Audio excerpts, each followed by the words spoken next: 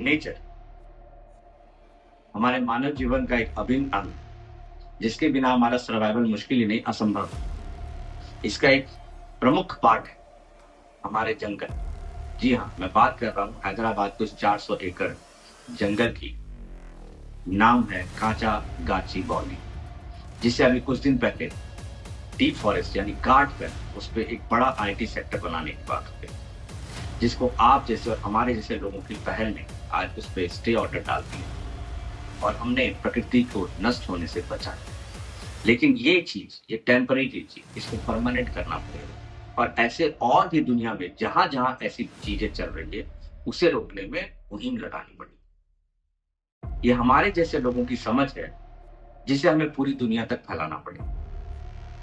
बहुत सारे लोगों के कंफ्यूजन है कि जो साइंस एंड टेक्नोलॉजी है, उसका नेचर से कोई लेना देना नहीं है, वो प्रकृति से अलग है।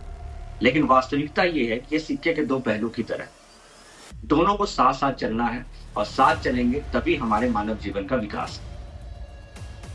प्रकृति के वो रहस्य जो हमारी मानव ब्रेन सॉल्व कर लेती है, उसको साइंस कहते हैं। और उसी के वो अनसुलझे रहस्य जो आज तक सॉल्व नहीं हुए, उसको मैजिक, चमत्कार या पैरासाइंस का नाम दे देते हैं।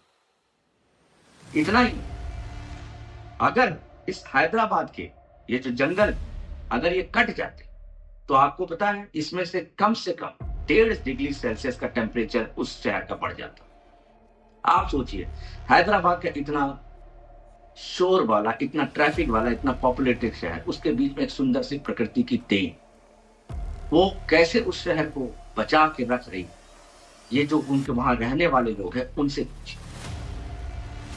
और ऐसे कैसे और भी शहर है जहां पे ऐसे प्रकृति की देन को हमने नष्ट कर दिया।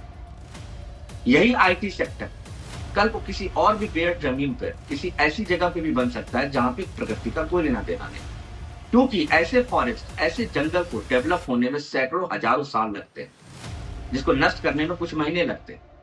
और सबसे बड़ी बात, इसके इकोसिस्टम को डिसरप्ट करने से कहीं ना कहीं हम पे भी असर पड़ेगा। हमारी चीजें भी नष्ट नाबूद, तबाह हो जाएंगी। तो अगर ऐसे लोग ये सोचते हैं कि साइंस एंड टेक्नोलॉजी के बल पे वो मानव जाति को बचा लेंगे, तो वो बिल्कुल ही गलत सोचते हैं। बिना नेचर को, बिना प्रकृति को बचाए हम मानव जाति को नहीं बचा सकते। इसमें हमें समझना पड़ेगा। तो ये मुहिम को ऐसे ही जारी रखते हैं। Save the nature, save the human Mankind and save the forest.